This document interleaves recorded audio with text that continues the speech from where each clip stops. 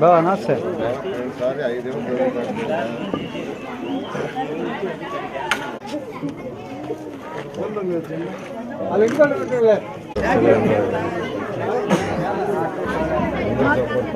మధు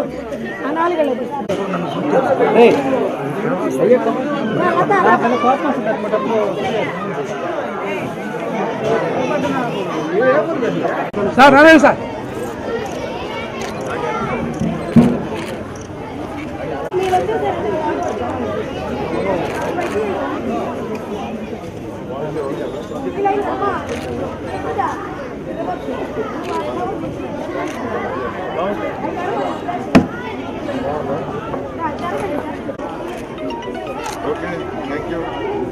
మీరంతా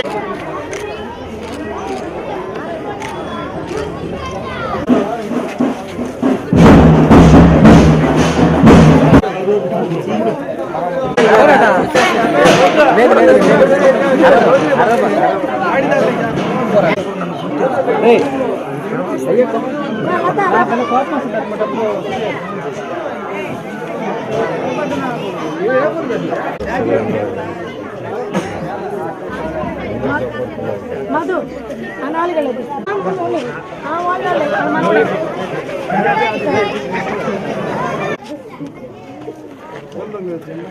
నమస్కారాలండి.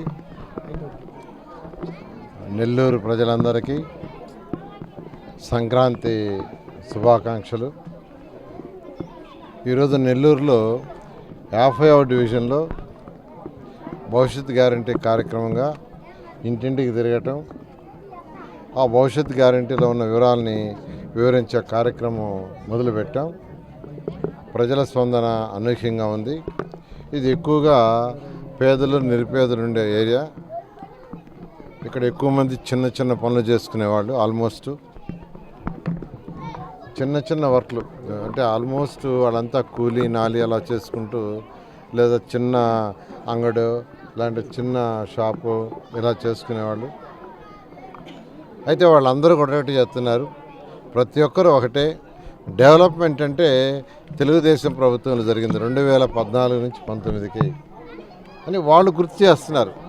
2014 నుంచి 19 వరకు ఏమేమి జరిగినాయి నెల్లూరులో డెవలప్మెంట్ అనేది ఆ గడప తొక్కగానే వాళ్ళు చెప్తున్నారు. నిజంగా దానికి ఎంతో ఆనందంగా ఉంది. రెండోది, ఈసారి వచ్చేదే మీ ప్రభుత్వం, ఈసారి వచ్చేది మీ ప్రభుత్వం అని వాళ్ళు స్ట్రైట్ అవే చెప్తున్నారు. ఒక ఛాన్స్ అంటూ లాస్ట్ టైం వేసాం, ఒక ఛాన్స్ అని వేసినందుకు మాకు బుద్ధి వచ్చింది, మాకు బాగా బుద్ధి వచ్చింది.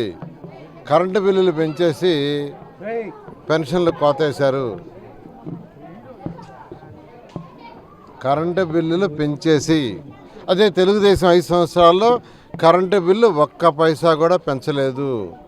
తెలుగుదేశం 5 సంవత్సరాల్లో ఒక్కసారి కూడా పెంచలేదు. కాబట్టి ఎవరి యొక్క పెన్షన్లు కట్ కాలేదు. కానీ ఇప్పుడు పెంచింది వాళ్ళు.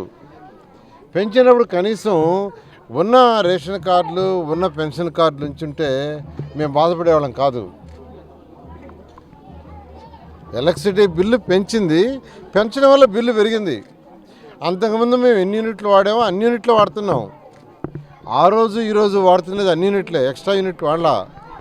తెలుగుదేశం ప్రభుత్వం ఉన్నప్పుడు ఎన్ని యూనిట్లు వాడామో అన్ని యూనిట్లు ఇప్పుడు వాడుతున్నాం. కానీ కరెంటు బిల్లులు విపరీతంగా పెంచేసి ఈరోజు సంక్షేమ పథకాలు కట్ చేయటం వల్ల మేమంతా నష్టపోయాం.